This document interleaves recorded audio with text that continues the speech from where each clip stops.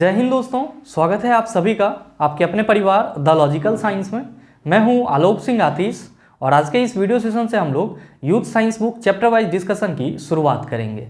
जी हाँ दोस्तों, जैसा कि हम लोगों ने कल के सेशन में डिस्कस करा था कि अब हम लोग यूथ साइंस बुक को चैप्टर वाइज डिस्कस करेंगे, तो उसी कड़ी में आज ये हम लोग का पहला लेक्चर होगा जहाँ पे हम लोग ऑर्गेनिक केमिस्ट्री के पहले पार्ट को डिस्कस कर रहे होंगे। आज के इस सेशन में हम लोग ऑर्गेनिक केमिस्ट्री के कुछ बेसिक और इंपॉर्टेंट पॉइंट को डिस्कस करेंगे क्वेश्चन के माध्यम से, ताकि आपका जो कन्फ्यूजन है वो पूरी तरह से दूर हो पाए। और हाँ, आपकी जानकारी के लिए बताना चाहूँगा कि आज के इस सेशन का जो भी क्वेश्चन है उसका PDF आपको कहाँ मिलेगा, ये हमारे टेलीग्राम ग्रुप से मिल जाएगा, जिसका लिंक मैंने नीचे डिस्क्रिप्शन में डाल दिया है, आप वहाँ से जा करके ले सकते हैं। बहरहाल आइए अपने सेशन की शुरुआत करते हैं और चलते हैं पहले क्वेश्चन की तरफ। आपका जो पहला क्वेश्चन है आज के इस सेशन का, क्वेश्चन नंबर 1, क्या पूछा जा रहा है आपसे पूछा जा रहा है कि असंतृप्त हाइड्रोकार्बन जिसमें एक या एक से अधिक द्विबंध होते हैं उन्हें डैश कहा जाता है। ऑप्शन दिया हुआ है एल्केन, दूसरा ऑप्शन है एल्काइन, तीसरा ऑप्शन है एल्कली, चौथा ऑप्शन है एल्कीन। क्या होगा इसका आंसर? आपसे क्वेश्चन करा जा रहा है कि असंतृप्त हाइड्रोकार्बन जिसमें एक या एक से अधिक द्विबंध होते हैं उसे डैश कहा जाता है। आप सभी कहेंगे कि सर पहले ये बताओ कि ये हाइड्रोकार्बन क्या होता है और हाइड्रोकार्बन के कितने प्रकार होते हैं। तो मेरे मित्र हमेशा ध्यान में रखेंगे, जब भी आपसे ये पूछा जाए कि हाइड्रोकार्बन क्या है तो आप सभी कहेंगे कि हाइड्रोकार्बन शब्द से ही इसका अर्थ निकल जाता है। ध्यान में रखिएगा, यहाँ पे जो हाइड्रो है इसका मतलब क्या हुआ, यहाँ पे हाइड्रोजन की बात की जा रही है। किसकी बात की जा रही है? हाइड्रोजन की। और यहाँ पे जो कार्बन है तो आप सभी क्या समझेंगे कि गुरुजी यहाँ पे कार्बन की बात की जा रही है। तो आप सभी कह सकते हैं कि वैसा यौगिक जो हाइड्रोजन और कार्बन से मिलकर बना होता है उसको क्या बोला जाता है? हाइड्रोकार्बन बोला जाता है। या आप ये भी कह सकते हैं कि जितने भी ऑर्गेनिक कंपाउंड हैं वे सब के सब क्या कहलाते हैं? हाइड्रोकार्बन कहलाते हैं। क्यों? क्योंकि जो भी कार्बनिक यौगिक है वे सब के सब कार्बन और हाइड्रोजन से मिलकर बना होता है। जैसे कि आप सभी बात करते हैं अगर हाइड्रोकार्बन के एग्जाम्पल की, तो आप कहते हैं कि गुरुजी जो मीथेन होता है उसके लिए हम लोग फार्मूला CH4 लिखते हैं। ठीक इसी तरह जब आप ब्यूटेन की बात करते हो तो आप इसके लिए फार्मूला C4H10 लिखते हो। या फिर इसी तरह जब आप अल्कोहल की बात करते हो तो आप कहते हो कि गुरुजी इसका फार्मूला होता है C2H5OH। आप क्या देख रहे हैं कि इन सभी कंपाउंड में कार्बन और हाइड्रोजन है और इसीलिए आप इसको क्या कह सकते हैं? आप कहेंगे कि सर जी इसको हम लोग हाइड्रोकार्बन कह सकते हैं। अब ध्यान में रखिएगा कि हाइड्रोकार्बन जो है वो 2 प्रकार के होते हैं। कितने प्रकार के होते हैं? 2 प्रकार के। आप कहेंगे कौन कौन सा? तो मेरे मित्र आप सभी माइंड में रखेंगे कि जो आपका 2 प्रकार का हाइड्रोकार्बन है उसमें आपका एक होता है संतृप्त हाइड्रोकार्बन। एक कौन सा होता है? संतृप्त हाइड्रोकार्बन, जिसको हम लोग इंग्लिश में क्या कहते हैं? इसी को हम लोग इंग्लिश में सैचुरेटेड हाइड्रोकार्बन कहते हैं। साथ ही ध्यान में रखिएगा कि जो आपका दूसरा हाइड्रोकार्बन है उसको क्या बोला जाता है? असंतृप्त हाइड्रोकार्बन बोला जाता है। और इंग्लिश में क्या कहते हैं? तो इंग्लिश में हम लोग इसको अनसैचुरेटेड हाइड्रोकार्बन कहते हैं। क्या कहते हैं? अनसैचुरेटेड हाइड्रोकार्बन कहते हैं। अब आप कहेंगे कि ये होता क्या है? तो बड़ा ही सरल रूप में याद रखना है कि जितने भी संतृप्त हाइड्रोकार्बन होंगे वे कभी भी रासायनिक अभिक्रिया में भाग नहीं लेगा। या आप सरल रूप में भी कह सकते हैं कि वैसे हाइड्रोकार्बन जो रासायनिक अभिक्रिया में भाग नहीं लेता है उसको हम लोग क्या कहते हैं? संतृप्त हाइड्रोकार्बन कहते हैं। और ध्यान में रखेंगे कि संतृप्त हाइड्रोकार्बन आपका कौन सा है?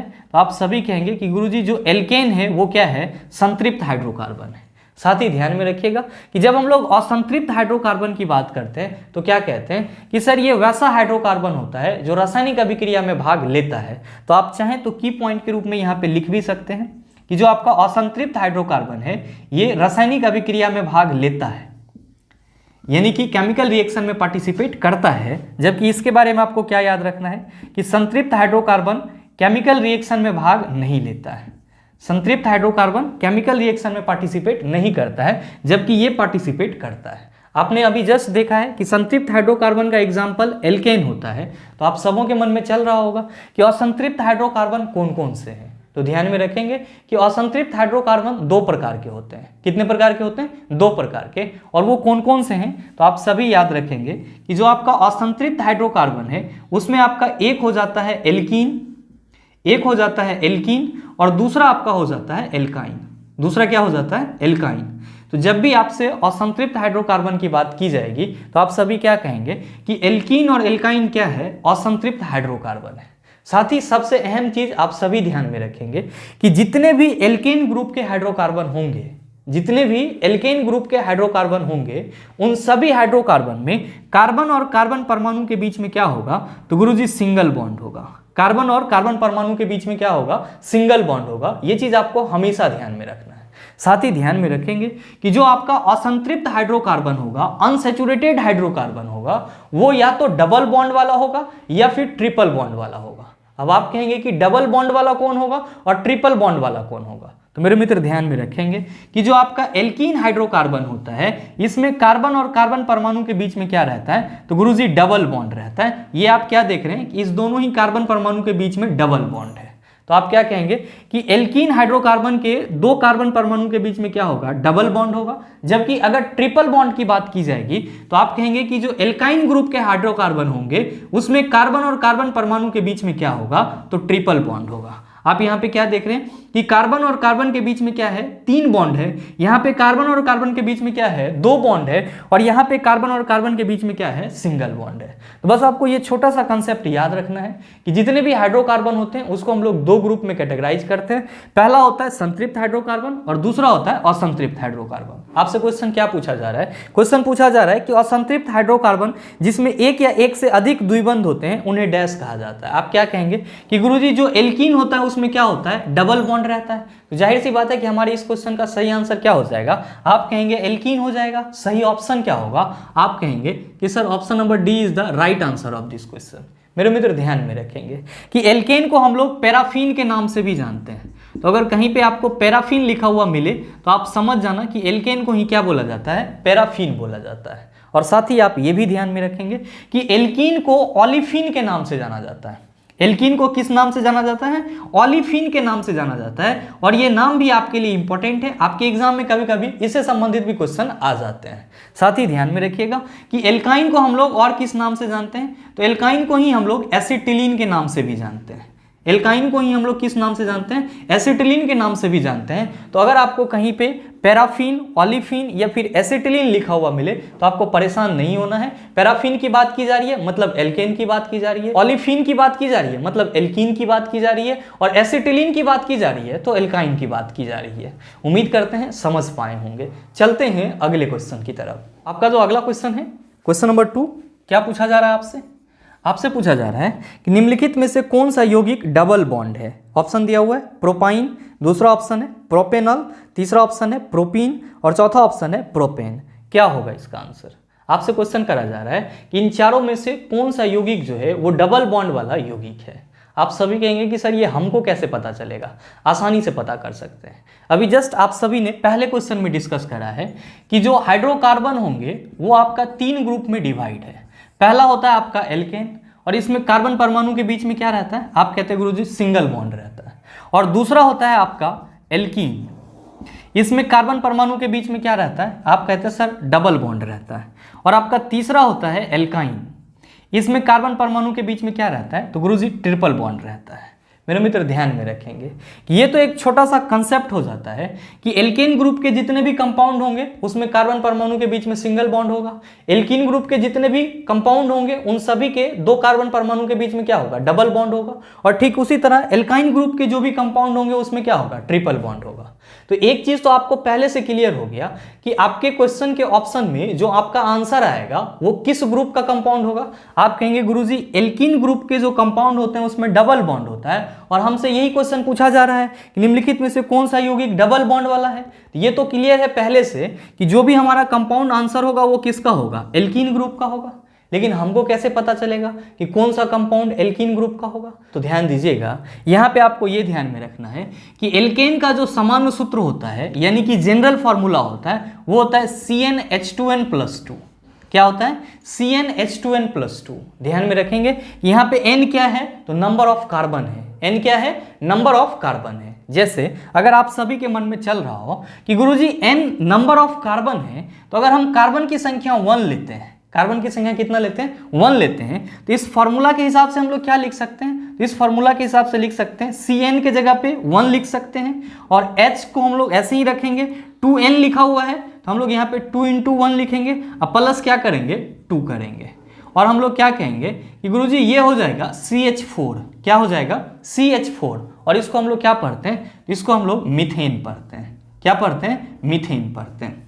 इसी तरह अगर हम लोग यहाँ पे क्या करें कि नंबर ऑफ कार्बन 2 ले लें, नंबर ऑफ कार्बन कितना ले लें, 2 ले लें, तो हम लोग क्या कहेंगे कि गुरुजी ये हो जाएगा C2H6। कैसे, तो यहाँ पे N के जगह पे क्या आ जाएगा, 2 आ जाएगा, और H2N है यहाँ पे, तो 2 × 2 कितना होगा 4, अब +2 कितना हो जाएगा 6। और आप क्या कहेंगे कि गुरुजी इसको हम लोग एथेन पढ़ते हैं। क्या पढ़ते हैं, एथेन पढ़ते हैं। ध्यान दीजिएगा। ठीक इसी तरह से हम जब एल्कीन के समान सूत्र की बात करते हैं तो हम लोग क्या कहते हैं कि गुरुजी एल्कीन का समान सूत्र होता है CnH2n। ध्यान में रखेंगे, यहाँ पे N क्या हो जाएगा, फिर से नंबर ऑफ कार्बन हो जाएगा।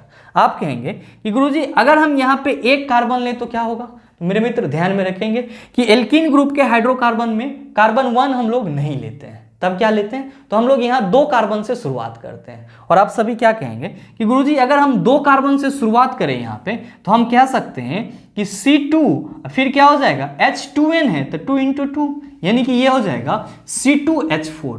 क्या हो जाएगा, C2H4।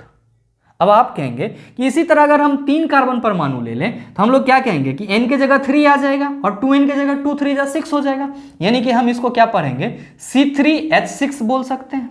क्या बोल सकते हैं, C3H6। कब, जब हम लोग 3 कार्बन परमाणु लेंगे।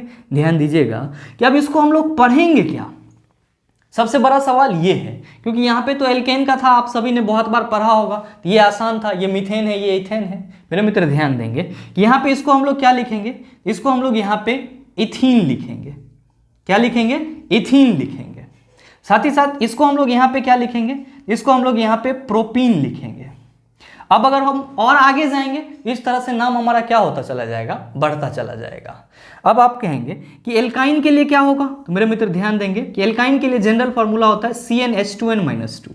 क्या होता है, CnH2n-2। और यहाँ पे भी क्या होता है आपका, एक कार्बन परमाणु को सम्मिलित नहीं किया जाता है, जब भी बनेगा तो 2 कार्बन परमाणु चाहिए। आप क्या कहेंगे कि गुरुजी अगर 2 कार्बन परमाणु यहाँ पे रखा जाए तो हम लोग कह सकते हैं ये हो जाएगा C2, और यहाँ पे 2, और यहाँ पे फिर अगर 2 रख रहे हैं कार्बन परमाणु लेकर के, तो 2 2 जा 4 -2, ये हो जाएगा C2H2। क्या हो जाएगा, C2H2। और अगर हम 3 कार्बन परमाणु लेते हैं तो ये हो जाएगा C3, और 2n-2 है तो 2 3 जा 6, अब माइनस क्या हो जाएगा 2, यानी कि C3H4 हो जाएगा।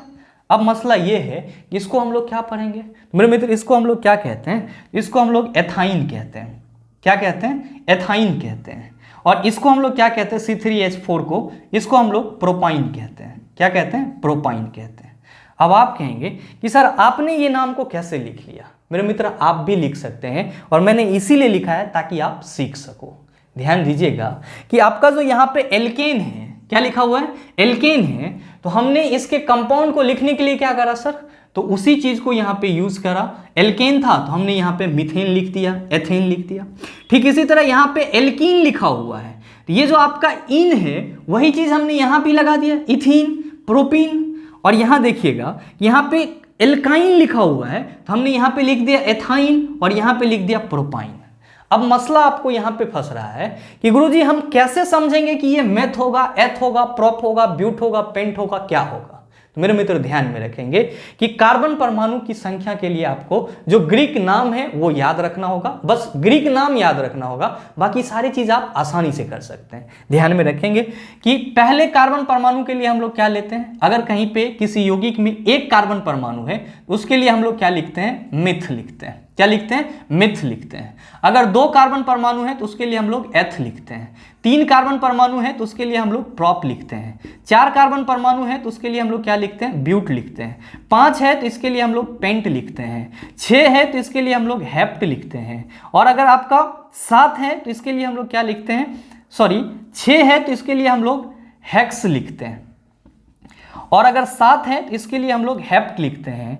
8 है तो इसके लिए हम लोग ऑक्ट लिखते हैं। और अगर 9 है तो इसके लिए हम लोग नोन लिखते हैं। और अगर 10 कार्बन परमाणु है तो इसके लिए हम लोग डेक लिखते हैं। बस आपको यही चीज याद रखना है कि 1 कार्बन परमाणु के लिए मिथ, 2 कार्बन परमाणु के लिए एथ, 3 कार्बन परमाणु के लिए प्रोप, 4 कार्बन परमाणु के लिए ब्यूट, 5 के लिए पेंट, 6 के लिए हेक्स, 7 के लिए हेप्ट, 8 के लिए ऑक्ट, और 9 के लिए नॉन, और 10 के लिए हम लोग क्या लिखते हैं, डेक लिखते हैं। अगर बोर्ड में आपको दिखाई नहीं पड़ रहा होगा तो आप फिर से एक बार सुन लीजिएगा कि 1 कार्बन परमाणु के लिए 1 लिखते हैं, 2 के लिए एथ लिखते हैं, 3 के लिए प्रोप, 4 के लिए ब्यूट, 5 के लिए पेंट और हेक्स के लिए हम लोग 6 लिखते हैं। हेप्ट अगर बात की जाएगी तो 7 कार्बन परमाणु होगा, ऑक्ट बात की जाएगी तो 8 होगा, नॉन बात की जाएगी तो 9 कार्बन परमाणु होगा और डेक अगर होगा तो आपका क्या होगा 10 कार्बन परमाणु होगा। ये चीज आप ध्यान में रखेंगे। अब आप कहेंगे कि गुरुजी इसी फार्मूला के सहारे हम यहाँ पे कैसे लिख सकते हैं? आसानी से लिख सकते हैं। जब भी एल्केन ग्रुप के कंपाउंड का आपको IUPAC नेम लिखना हो या इस तरह से नाम बताना हो तो एल्केन का जो N है, एल्केन का जो N है इसको आप क्या करेंगे सर? रहने देंगे और बस इसमें एक आर लगा देंगे। क्या करेंगे? एक आर लगा देंगे, आपका IUPAC नेम हो जाएगा। जैसे ध्यान दीजिएगा कि यहाँ पे आपका फॉर्मूला था CH4। क्या था फॉर्मूला? CH4। तो यहाँ पे कार्बन के कितने परमाणु हैं? आप कहेंगे गुरुजी एक परमाणु है। एक के लिए आप क्या लिखते हैं? तो एक के लिए आप मिथ लिखते हैं। हमने क्या बोला कि अगर आप एल्केन ग्रुप के नोमेनक्लेचर की बात कर रहे हैं तो क्या लिखेंगे सर? लास्ट में एन लगाएंगे। इसको हम लोग क्या बोलते हैं? जो लास्ट में लगता है उसको क्या बोलते हैं? सफिक्स बोलते हैं, और जो पहले लगता है उसको प्रीफिक्स बोलते हैं। इसको तो हमको लास्ट में लगाना है, तो हम लोग जब इसको लास्ट में लगाएंगे तो क्या कहेंगे कि एल्केन ग्रुप के नोमेनक्लेचर में हम लोग क्या करते हैं कि जितने भी कंपाउंड होते हैं उसमें सफिक्स के रूप में एन लगा देते हैं। तो एक कार्बन परमाणु था तो यहाँ पे मिथ के जगह हमने क्या, मिथ तो रहने दिया और उसके बाद क्या लगा दिया? एन। तो ये क्या हो गया? मीथेन। ठीक उसी तरह 2 कार्बन परमाणु के लिए हम लोग क्या लिखते हैं? एथ। तो हमने यहाँ पे 2 कार्बन परमाणु रखा, इसके लिए क्या लिखा सर? एथ। लेकिन हमारा क्या है? तो C2H6 है, इसका IUPAC नेम क्या हो जाएगा? एल्केन ग्रुप का है तो N लगा दिए, ये क्या हो गया? एथेन हो गया। अब ध्यान दीजिएगा कि यहाँ पे आपका एल्कीन ग्रुप में क्या है? डबल बॉन्ड है। तो यहाँ पे जो हम लोग इसका IUPAC नाम लिखते हैं, IUPAC का फुल फॉर्म भी याद रखिएगा, international union of pure and applied chemistry होता है। तो यहाँ पे आप एल्कीन ग्रुप का जो नोमेनक्लेचर में नाम लिखेंगे उसके लिए आप क्या सफिक्स लगाएंगे? तो आप देख रहे हैं कि मैंने यहाँ पे इन लगाया है, तो आप क्या कहेंगे कि गुरुजी यहाँ पे जो हमारा सफिक्स होगा वो क्या हो जाएगा? ENE हो जाएगा। और इसी को आप ऐसे भी पढ़ सकते हैं, इन भी पढ़ सकते हैं। आप क्या कहेंगे कि गुरुजी यहाँ पे 2 कार्बन परमाणु है तो 2 कार्बन परमाणु के लिए तो एथ ही होगा, और एथ चूंकि एल्कीन की बात कर रहे हैं तो हमको सफिक्स क्या लगाना है? इन। तो ये क्या हो जाएगा? इथीन। अब देखिएगा ध्यान से कि यहाँ पे 3 कार्बन परमाणु है, 3 कार्बन परमाणु के लिए आप क्या लिखते हैं? तो गुरुजी प्रोप लिखते हैं। तो यहाँ पे प्रोप तो रहेगा ही रहेगा, लेकिन एल्कीन ग्रुप का है तो क्या लगा देंगे? इन। तो क्या हो जाएगा? प्रोपीन। तो इसी को हम लोग क्या कहते हैं? C3H6 को प्रोपीन कहते हैं। ध्यान देंगे यहाँ पे एल्काइन ग्रुप का है, इसमें कार्बन परमाणु के बीच में क्या रहता है? तो गुरुजी ट्रिपल बॉन्ड रहता है। इसमें हमको सफिक्स क्या लगाना है? तो गुरुजी एल्काइन ग्रुप का जो यौगिक होगा उसके IUPAC नेम लिखने के लिए जो हम लोग सफिक्स लगाएंगे वो YNE लगाएंगे, या फिर हिंदी में हम लोग क्या कहेंगे? आइन कहेंगे। क्या कहेंगे? आइन सफिक्स लगाएंगे। ध्यान दीजिएगा कि यहाँ पे C2H2 है। क्या है? C2H2। तो 2 कार्बन परमाणु है, 2 कार्बन परमाणु के लिए हम लोग क्या लिखते हैं? तो सर एथ लिखते हैं। क्या लगाना है यहाँ पे? आइन लगाना है। यहाँ पे क्या हो गया? एथाइन। अब आपका C3H4 है तो कार्बन परमाणु की संख्या 3 है, तो 3 के लिए आप क्या लिखते हो? तो गुरुजी प्रोप लिखते हैं। तो प्रोप तो रहेगा ही रहेगा, लेकिन हम लोग बात किसकी कर रहे हैं? एल्काइन की। तो हम लोग क्या लगाएंगे? आइन। तो ये क्या हो जाएगा आपका? प्रोपाइन। क्या हो जाएगा? प्रोपाइन। अब आइए अपने क्वेश्चन पे। क्वेश्चन पूछा जा रहा है कि निम्नलिखित में से कौन सा यौगिक डबल बॉन्ड है? ध्यान दीजिएगा कि आपका पहला ऑप्शन है प्रोपाइन। आप क्या कहेंगे कि गुरुजी यहाँ पे जो आपने प्रोपाइन बताया है इसका फॉर्मूला होता है C3H4, लेकिन ये किस ग्रुप का है? आप कहेंगे एल्काइन ग्रुप का है। जाहिर सी बात है क्या होगा? ट्रिपल बॉन्ड होगा। पहला ऑप्शन आपका नहीं होगा। आपका दूसरा ऑप्शन है प्रोपेनॉल। तो आप लोगों ने अल्कोहल पढ़ा होगा, एथेनॉल, मेथेनॉल, प्रोपेनॉल, तो ये आपका अल्कोहल ग्रुप का हो जाएगा। ये ऑप्शन भी आपका नहीं होगा। आपका तीसरा ऑप्शन है प्रोपीन। आप क्या कहेंगे कि सर जी अभी जस्ट आपने यहाँ पे फॉर्मूला लिखा है, C3H6 को हम लोग क्या कहते हैं? प्रोपीन कहते हैं। और जो प्रोपीन है वो आपका किस ग्रुप का कंपाउंड है? आप कहेंगे एल्कीन ग्रुप का, जिसमें क्या होता है? तो 2 कार्बन परमाणु के बीच में डबल बॉन्ड रहता है। तो सही आंसर क्या होगा? आप सभी कहेंगे सर ऑप्शन नंबर सी हो जाएगा। आप कहेंगे कि सर हमारे ऑप्शन में प्रोपेन भी दिया हुआ है।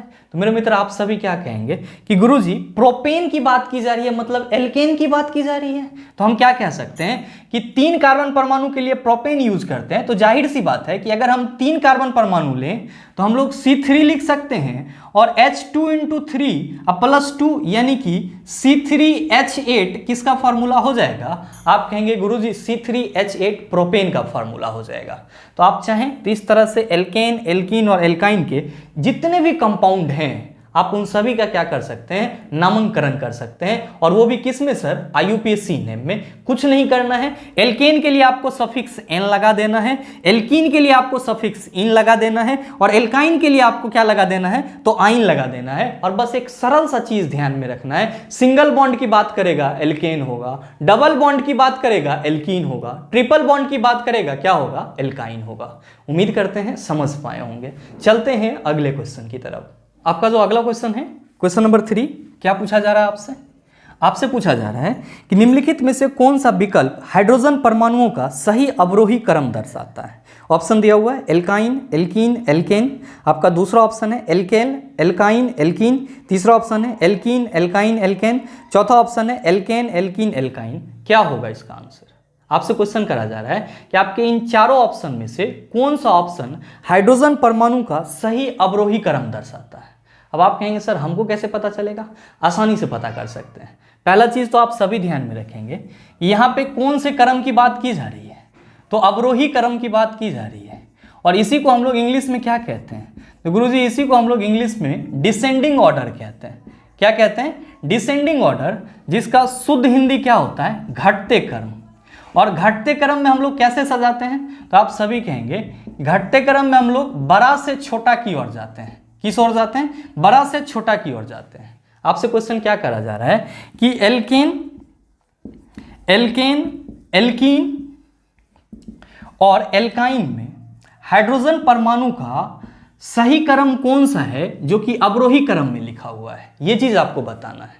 आप कहेंगे पता कैसे करेंगे? आसानी से कर सकते हैं। आप सबों के अभी जस्ट देखा है कि एल्केन का समान सूत्र क्या होता है, CnH2n+2 होता है। एल्केन का समान सूत्र क्या होता है, CnH2n+2 होता है। और एल्कीन का समान सूत्र क्या होता है, तो CnH2n होता है। और एल्काइन का समान सूत्र क्या होता है, तो आप कहेंगे कि सर अभी जस्ट बताएं CnH2n-2 होता है। जरा सा आप ये बताओ, यहाँ पे n क्या है, तो नंबर ऑफ कार्बन परमाणु है, यानी कि नंबर ऑफ कार्बन एटम है। और यहाँ पे हाइड्रोजन जो है वो 2n+2 लिखा हुआ है। जाहिर सी बात है कि हाइड्रोजन ज्यादा होगा या कम होगा। आप कहेंगे कैसी बात कर रहे हैं सर, 2n+2 लिखा हुआ है मतलब ज्यादा है। 2n+2 लिखा हुआ है मतलब क्या है सर, ज्यादा है। ध्यान दीजिएगा, यहाँ पे क्या लिखा हुआ है, CnH2n लिखा हुआ है। क्या लिखा हुआ है, CnH2n। ध्यान देंगे कि यहाँ पे H2n+2 लिखा हुआ था, तो आपने बोला ये ज्यादा है। यहाँ पे 2n लिखा हुआ है, तो आप क्या कहेंगे कि गुरुजी एल्कीन में जो हाइड्रोजन परमाणु होगा वो एल्केन से क्या होगा, कम होगा, क्योंकि यहाँ पे +2 एक्स्ट्रा है, जबकि यहाँ पे +2 तो नहीं है। आप क्या कहेंगे कि गुरुजी एल्कीन में जो हाइड्रोजन परमाणु होगा वो एल्केन से क्या होगा, कम होगा। साथ ही अगर आप बात करेंगे एल्काइन की, तो आप क्या कहेंगे कि गुरुजी एल्काइन में CnH2n-2 लिखा हुआ है। क्या लिखा हुआ है, CnH2n-2 लिखा हुआ है। इसका मतलब क्या हुआ, ये जो आपका H2n है इसमें से हमको 2 हाइड्रोजन और निकाल ही देना है। तो जब आप 2 हाइड्रोजन निकाल ही देंगे तो सबसे कम किस में हो जाएगा, आप कहेंगे एल्काइन में हो जाएगा। आपसे क्या बात करी जा रही है, तो आपसे बात करी जा रही है कि जो एल्केन, एल्कीन और एल्काइन है इसको अवरोही क्रम में लिखेंगे। तो आप क्या कहेंगे कि जो आप लिखे हैं वही तो अवरोही क्रम है। सबसे ज्यादा एल्केन में है और उससे कम एल्कीन में है हाइड्रोजन परमाणु, और उससे कम किस में है, एल्काइन में है। मतलब ये हुआ कि आपके इस क्वेश्चन का सही आंसर क्या हो जाएगा, आप सभी कहेंगे सर ऑप्शन नंबर डी हो जाएगा। क्या हो जाएगा, ऑप्शन नंबर डी हो जाएगा। मेरे मित्र ये क्वेश्चन आपसे क्या पूछा गया था, क्वेश्चन पूछा गया था कि कौन सा विकल्प हाइड्रोजन परमाणुओं का सही अवरोही क्रम दर्शाता है। तो आप क्या किए कि बड़ा से छोटा के तरफ अरेंज कर दिए, ये हो गया आपका सही अवरोही क्रम। लेकिन क्वेश्चन आपसे ये पूछ दिया जाए कि कौन सा विकल्प हाइड्रोजन परमाणु का आरोही क्रम दर्शाता है। क्या क्वेश्चन रहे, क्वेश्चन अगर ये पूछा जाए कि कौन सा विकल्प हाइड्रोजन परमाणु का आरोही क्रम यानी कि असेंडिंग ऑर्डर को दर्शाता है, तब आप क्या कहेंगे, आप कहेंगे कि गुरुजी कोई दिक्कत नहीं होगा, आरोही क्रम का मतलब होता है बढ़ते क्रम। और हम सबों को मालूम है कि बढ़ते क्रम में हम लोग किसी भी चीज को कैसे सजाते हैं, तो छोटा से बड़ा की ओर सजाते हैं, छोटा से बड़ा की ओर सजाते हैं। तो अगर हमसे क्वेश्चन पूछ दिया जाता कि हाइड्रोजन परमाणु को आरोही क्रम में दर्शाना है, तो हम क्या कहते, हम कहते कि गुरुजी सबसे कम एल्काइन में होगा, तो एल्काइन को हम पहले लिखेंगे, एल्काइन को हम पहले लिखेंगे। इसके बाद कौन आएगा, आप कहेंगे एल्कीन आएगा। और फिर कौन आएगा, तो गुरुजी सबसे बड़ा एल्केन है, यानी कि सबसे ज्यादा हाइड्रोजन परमाणु किस में है, एल्केन में है। तो ये आपका क्या हो गया, तो गुरुजी ये एल्कीन, एल्केन और एल्काइन का आरोही क्रम हो गया और ये क्या हो गया, तो गुरुजी ये जो है ये अवरोही क्रम हो गया। ये चीज आप ध्यान में रखेंगे। साथ ही साथ आप सभी ध्यान में रखेंगे, आपके एग्जाम में इसी क्वेश्चन को ऐसे भी पूछ दिया जाता है कि निम्नलिखित में से जो संतृप्त और असंतृप्त हाइड्रोकार्बन है उसका सही क्रम क्या है, तो आप सभी क्या कहेंगे कि गुरुजी सही क्रम भी यही है। यानी कि जब संतृप्त और असंतृप्त हाइड्रोकार्बन को आप क्या करते हैं, अवरोही क्रम में सजा देते हैं, तो वही उसका क्या हो जाता है, सही क्रम होता है। और हमेशा ध्यान में रखना है कि सही क्रम आपका तभी कहलाएगा जब एल्कीन आपका क्या होगा, बीच में होगा। एल्कीन क्या होगा सर, बीच में होगा। आप देख रहे होंगे कि अवरोही क्रम में भी आपका एल्कीन बीच में आ जाता है और आरोही क्रम में भी एल्कीन आपका क्या हो जाता है, बीच में आ जाता है। तो आप इस चीज का ख्याल रखिएगा। उम्मीद करते हैं समझ पाए होंगे। चलते हैं अगले क्वेश्चन की तरफ। आपका जो अगला क्वेश्चन है, क्वेश्चन नंबर 4।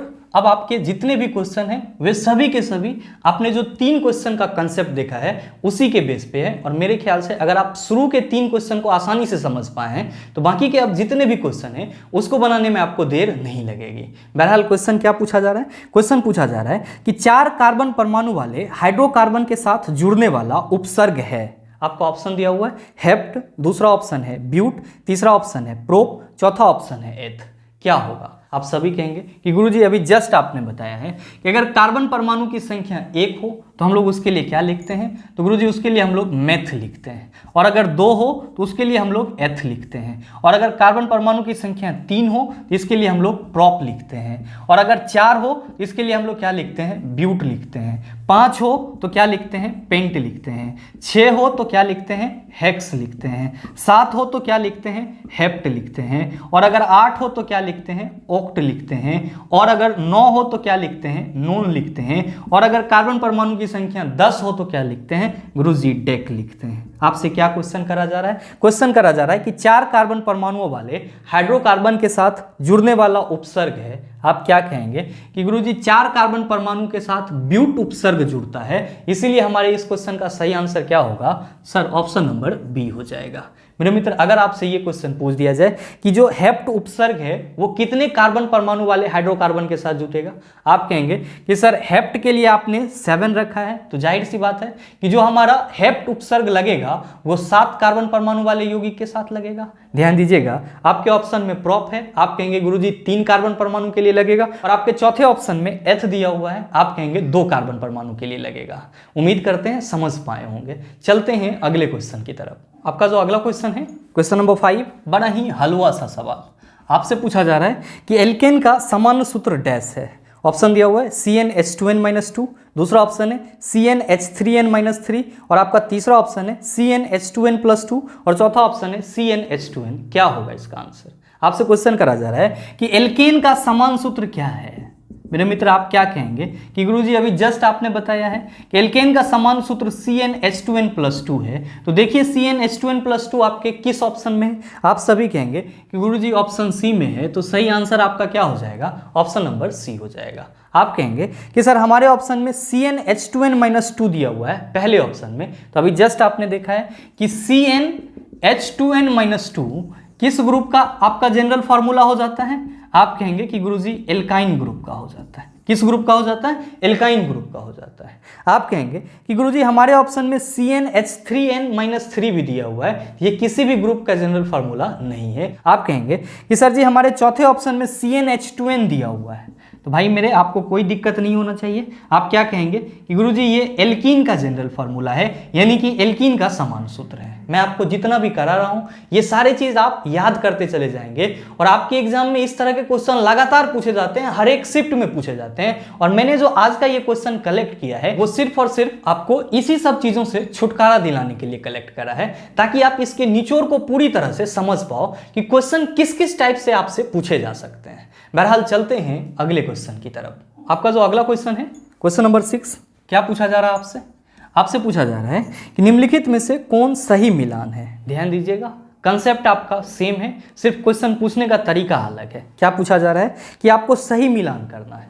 पहला ऑप्शन में क्या दिया हुआ है, एल्काइन दिया हुआ है और उसका जनरल फॉर्मूला क्या दिया हुआ है, तो CnH2n-2।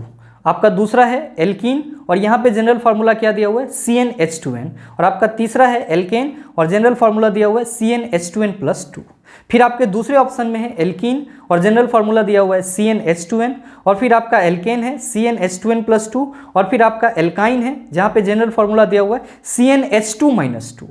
आपका तीसरा ऑप्शन है एल्काइन CnH2n जनरल फार्मूला दिया हुआ है, एल्केन CnH2n+2 दिया हुआ है, और फिर से एल्कीन जो है वो CnH2-2 दिया हुआ है। और आपका चौथा ऑप्शन है एल्काइन CnH2n और आपका है एल्कीन CnH2n+2, और आपका तीसरा है एल्केन CnH2n-2।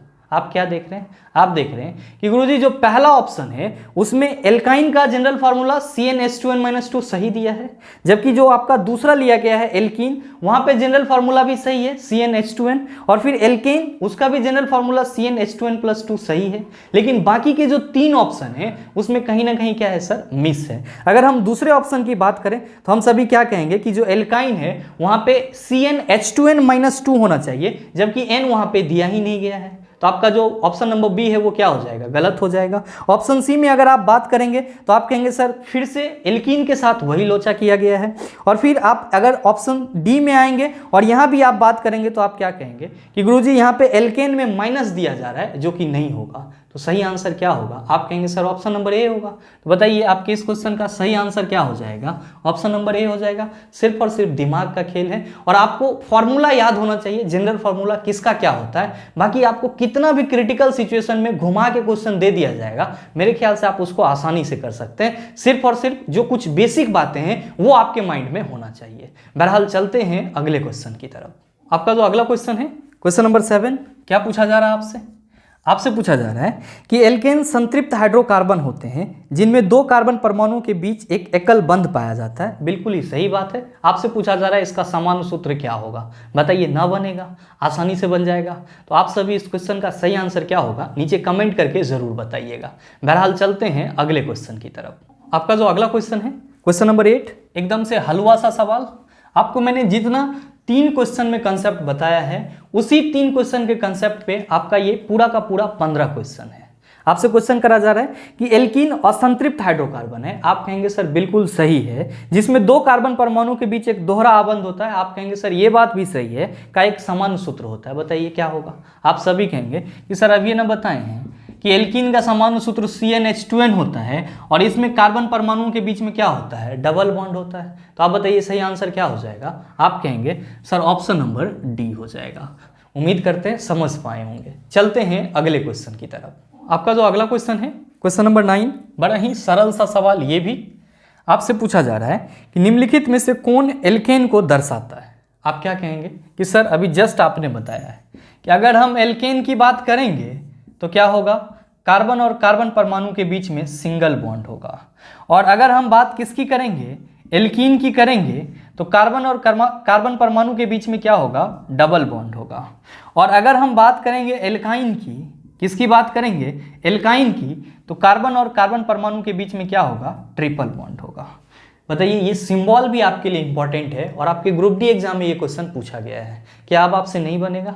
आप कहेंगे सर हंस के बना लेंगे। क्या पूछा जा रहा है कि निम्नलिखित में से कौन एल्केन को दर्शाता है। आप कहेंगे सर जिसमें सिंगल बॉन्ड होगा वही एल्केन को दर्शाएगा। तो आपका जो ऑप्शन नंबर सी है वो क्या है सर, सिंगल बॉन्ड के साथ रिप्रेजेंट किया हुआ है। तो सही आंसर क्या होगा? आप कहिएगा सर ऑप्शन नंबर सी ही होगा।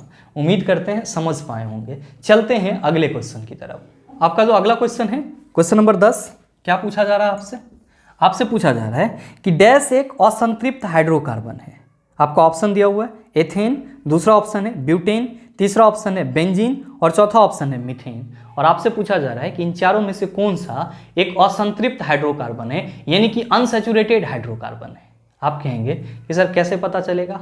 आसानी से पता कर सकते हैं। आप सभी क्या कहेंगे कि गुरुजी हमारे ऑप्शन में जो एथेन की बात की जा रही है और साथ ही साथ जो ब्यूटेन की बात की जा रही है और फिर जो मीथेन की बात की जा रही है, ये सब के सब किस ग्रुप के एलिमेंट हैं? तो सर ये एल्केन ग्रुप के एलिमेंट है। और एल्केन आपका क्या है? तो सर जी ये संतृप्त हाइड्रोकार्बन है। ये क्या है? संतृप्त हाइड्रोकार्बन है। और आप सभी कहेंगे कि गुरुजी मीथेन का फॉर्मूला CH4 हो जाता है, ब्यूटेन का फॉर्मूला C4H10 हो जाता है, और जब हम लोग एथेन की बात करते हैं तो क्या कहते हैं कि गुरुजी इसका फॉर्मूला C2H6 हो जाता है। क्या हो जाता है? C2H6 हो जाता है। और आपके तीसरे ऑप्शन में क्या है? तो गुरुजी तीसरे ऑप्शन में बेंजीन दिया हुआ है, ध्यान में रखेंगे। बेंजीन का फॉर्मूला क्या होता है? C6H6 होता है। और आप सभी इसके बारे में क्या कहते हैं कि गुरुजी बेंजीन जो होता है और उसका जो स्ट्रक्चरल फॉर्मूला होता है उसमें क्या होता है, तो 3 सिंगल बॉन्ड रहता है, 3 सिंगल बॉन्ड और 3 क्या रहता है, तो गुरुजी डबल बॉन्ड रहता है। 3 सिंगल बॉन्ड और 3 क्या रहता है? डबल बॉन्ड रहता है। जबकि जब आपका संतृप्त होगा तो सिर्फ और सिर्फ एक ही सिंगल बॉन्ड होगा, और अगर डबल बॉन्ड आ गया तो वो क्या हो जाएगा? असंतृप्त हो जाएगा। इसका मतलब ये हुआ कि आपके चारों ऑप्शन में बेंजीन क्या है, तो एक असंतृप्त हाइड्रोकार्बन है, जबकि इथेन, ब्यूटेन और मीथेन क्या है आपका? आप कहेंगे संतृप्त हाइड्रोकार्बन है। तो क्वेश्चन भी तो यही पूछा जा रहा था क्या, कि डैश एक असंतृप्त हाइड्रोकार्बन है, आप कहेंगे बेंजीन एक असंतृप्त हाइड्रोकार्बन है, और इसीलिए हमारे इस क्वेश्चन का सही आंसर ऑप्शन नंबर सी हो जाएगा। बेंजीन क्यों असंतृप्त हाइड्रोकार्बन है? आप कहेंगे कि क्योंकि इसमें 3 सिंगल बॉन्ड होता है और 3 क्या होता है? डबल बॉन्ड होता है। तो जैसे ही कार्बन परमाणु के बीच में डबल बॉन्ड या फिर ट्रिपल बॉन्ड आएगा वो क्या हो जाएगा? असंतृप्त हो जाएगा, अनसैचुरेटेड हो जाएगा। साथ ही ध्यान में रखेंगे कि जो आपका बेंजीन है इसको आप किस टाइप का हाइड्रोकार्बन कहते हैं, तो आप सभी कहते हैं कि गुरुजी बेंजीन का जो स्ट्रक्चर होता है वो रिंग जैसा होता है, यानी कि वलय जैसा संरचना होता है। और कोई भी हाइड्रोकार्बन जिसका स्ट्रक्चरल फॉर्मूला रिंग जैसा होता है, वलय जैसा होता है, उसको हम लोग क्या कहते हैं? तो गुरुजी उसको हम लोग एरोमेटिक हाइड्रोकार्बन कहते हैं। क्या कहते हैं? एरोमेटिक हाइड्रोकार्बन कहते हैं। और ध्यान में रखेंगे कि एरोमेटिक हाइड्रोकार्बन को ही क्या बोला जाता है? एरीन बोला जाता है। क्या बोला जाता है? एरीन बोला जाता है। उम्मीद करते हैं समझ पाए होंगे। चलते हैं अगले क्वेश्चन की तरफ। आपका जो अगला क्वेश्चन है, क्वेश्चन नंबर 11, बड़ा ही हलवा सा सवाल आपसे पूछा जा रहा है कि संतृप्त हाइड्रोकार्बन में 2 कार्बन परमाणुओं के बीच तिहरा बंध होता है। दूसरा ऑप्शन है 2 कार्बन परमाणुओं के बीच दोहरा बंध होता है। तीसरा ऑप्शन है कार्बन परमाणुओं के बीच एकल बंध होता है। और चौथा ऑप्शन है 2 कार्बन परमाणुओं के बीच आयनिक बंध होता है। बताइए, ना बनेगा? आसानी से बन जाएगा। आप क्या कहेंगे कि गुरुजी अभी जस्ट आपने बताया है कि जो संतृप्त हाइड्रोकार्बन होता है उसको हम लोग क्या कहते हैं? एल्केन कहते हैं। और एल्केन में कार्बन और कार्बन के बीच में क्या रहता है? तो सिंगल बॉन्ड रहता है। तो क्वेश्चन भी तो वही पूछा जा रहा है कि संतृप्त हाइड्रोकार्बन में क्या होता है? सिंगल बॉन्ड रहता है। सही आंसर क्या होगा? आप कहेंगे ऑप्शन नंबर सी हो जाएगा। ध्यान दीजिएगा कि आपके चौथे ऑप्शन में दिया हुआ है 2 कार्बन परमाणुओं के बीच आयनिक बंध होता है। तो मेरे मित्र ध्यान में रखेंगे कि कार्बन परमाणु कभी भी अगर किसी दूसरे एलिमेंट के साथ जुटेगा तो आयन बना करके जुटता ही नहीं है। क्यों? क्योंकि इसका नेचर हमेशा कैसा होता है? तो साझा करने वाला होता है। और अगर आयन बना करके जुटेगा तब हम लोग कौन सा यौगिक कहेंगे उसको? तो आयनिक यौगिक कहेंगे। तो ये चीज भी आप ध्यान में रखिएगा। उम्मीद करते हैं समझ पाए होंगे। चलते हैं अगले क्वेश्चन की तरफ। आपका जो अगला क्वेश्चन है, क्वेश्चन नंबर 12, क्या पूछा जा रहा है? आपसे पूछा जा रहा है कि निम्न में से कौन सा संतृप्त हाइड्रोकार्बन है? आपका फॉर्मूला दिया हुआ है CH2, दूसरा है C2H6, तीसरा है C2H2 और चौथा है C2H4। और आपको बताना है इसमें से कौन सा संतृप्त हाइड्रोकार्बन है। आप क्या कहेंगे कि गुरुजी हमारे पहले ऑप्शन में जो CH2 की बात की जा रही है इस तरह का कोई कार्बनिक कंपाउंड होता ही नहीं है, यानी कि पहला ऑप्शन तो आपका गया। दूसरा आपका ऑप्शन क्या है? C2H6। आप क्या कहेंगे कि गुरुजी C2H6 को हम लोग इथेन कहते हैं। क्या कहते हैं? इथेन कहते हैं। साथ ही आपका तीसरा ऑप्शन है C2H2। क्या है? C2H2। आप सभी क्या कहेंगे कि गुरुजी ये जो C2H2 है ये एल्काइन ग्रुप का है और इसी को हम लोग क्या पढ़ते हैं? इसी को हम लोग एथाइन पढ़ते हैं। क्या पढ़ते हैं? एथाइन पढ़ते हैं। या ध्यान में रखिएगा इसी को हम लोग क्या कहते हैं? एसिटिलीन भी कहते हैं। क्या कहते हैं? एसिटिलीन भी कहते हैं। और आपका जो चौथा ऑप्शन है वो है C2H4। क्या है? C2H4। आप सभी क्या कहेंगे कि गुरुजी C2H4 की जब बात की जा रही है तो जाहिर सी बात है कि यहाँ पे जनरल फॉर्मूला CnH2n लगेगा, और जब जनरल फॉर्मूला CnH2n लगेगा तो ये क्या हो जाएगा? हमारा एल्कीन ग्रुप का हो जाएगा। 2 कार्बन परमाणु है, इसको हम लोग क्या पढ़ेंगे?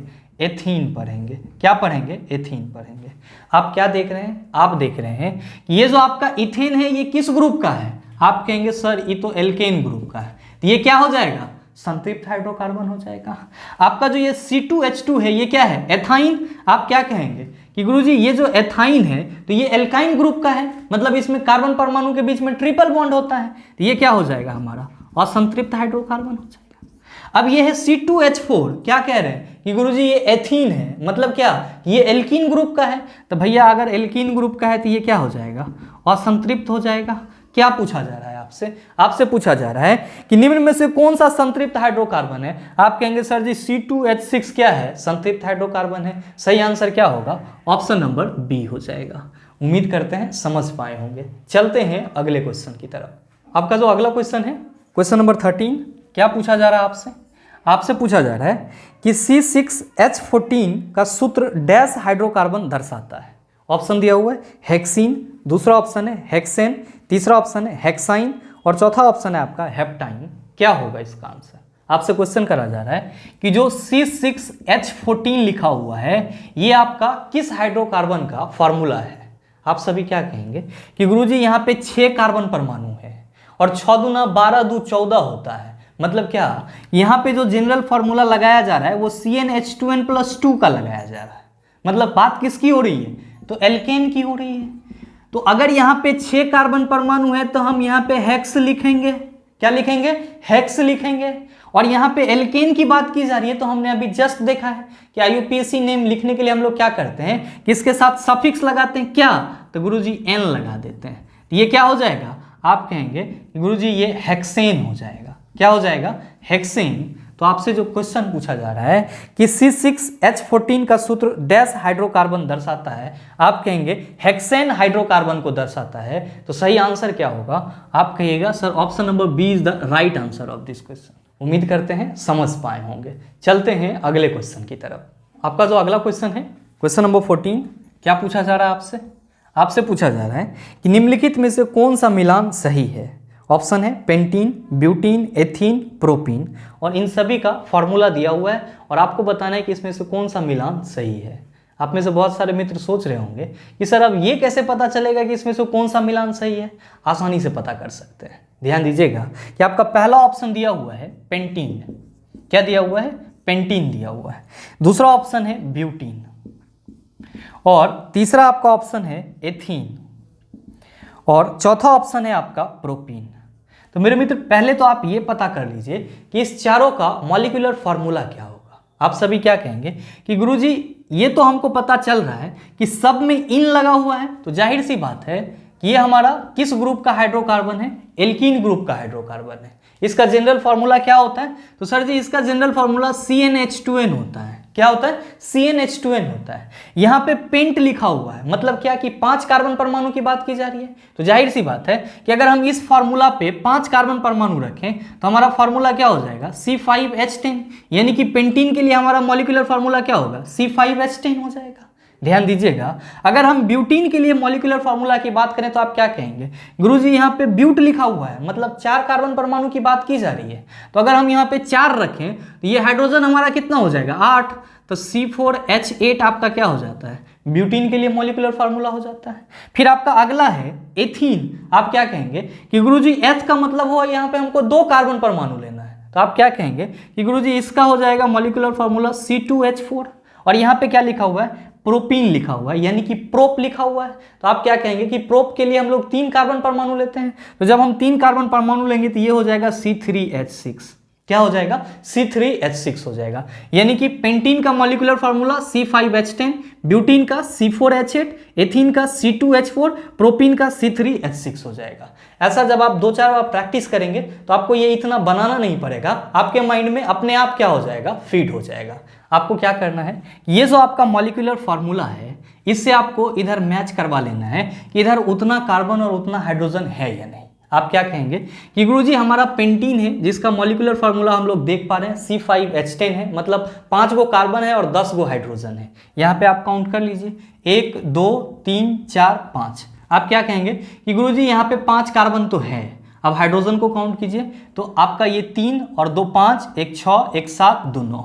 आपका हाइड्रोजन कितना है, तो गुरुजी इसमें हाइड्रोजन जो है वो 9 है। मतलब ये हुआ कि आपका जो पहला ऑप्शन है वो क्या है सर, गलत है, सही मिलान नहीं है।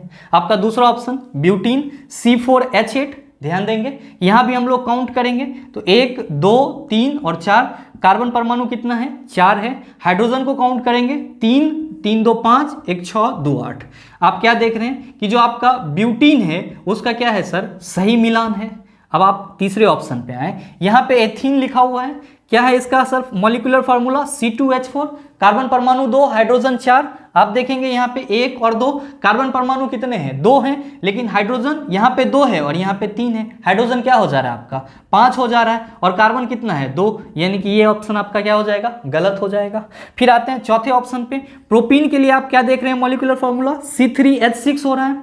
यहाँ पे आपका कार्बन 1 2 3, कार्बन कितना है सर 3 है, हाइड्रोजन 3, यहाँ पे 2 तो 3 2 5 और ये कितना है सर 7, यानी कि हाइड्रोजन कितना है सर 7, लेकिन यहाँ पे आपका कितना आना चाहिए था सर 6 आना चाहिए था। ये भी आपका ऑप्शन क्या है सर गलत है। आप बताइए सही आंसर क्या होगा। आप सभी कहेंगे sir option number B is the right answer.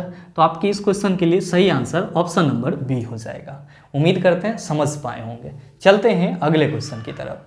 आपका जो अगला क्वेश्चन है क्वेश्चन नंबर 15, क्या पूछा जा रहा है आपसे, बड़ा ही हलवा सा प्रश्न आपसे पूछा जा रहा है कि एल्काइन असंतृप्त हाइड्रोकार्बन है जिसमें 2 कार्बन परमाणुओं के बीच एक तिहरा आबंध होता है का एक समान सूत्र होता है जो है, क्या होगा आंसर। आप सभी कहेंगे कि गुरुजी एल्काइन की बात की जा रही है और इसका जनरल फार्मूला होता है CnH2n-2। तो आप बताइए कि आपका ये फार्मूला आपके किस ऑप्शन में है। आप कहेंगे सर ऑप्शन नंबर सी में है, तो सही आंसर क्या हो जाएगा ऑप्शन नंबर सी हो जाएगा।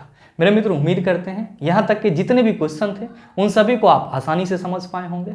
अब आपको ऑर्गेनिक केमिस्ट्री में एल्केन, एल्कीन और एल्काइन से किसी भी तरह का और किसी भी तरीके का क्वेश्चन दे दिया जाए तो मेरे ख्याल से आप उसका जवाब आसानी से दे सकते हैं। साथ ही उम्मीद करते हैं ये वीडियो आपको अच्छा लगा होगा। अगर आपको वीडियो अच्छा लगा तो वीडियो को लाइक कीजिएगा, ज़्यादा से ज़्यादा शेयर कीजिएगा और हाँ, अगर आप चैनल पे नए हैं तो सब्सक्राइब करके बेल आइकन दबा लीजिएगा ताकि इस तरह के एग्जाम रेलेवेंट वीडियो का नोटिफिकेशन सबसे पहले आपके पास पहुँचे और आप उसको सबसे पहले देख पाओ। मिलते हैं फिर अगले सेशन में, तब तक के लिए best of luck. Thank you, have a nice day.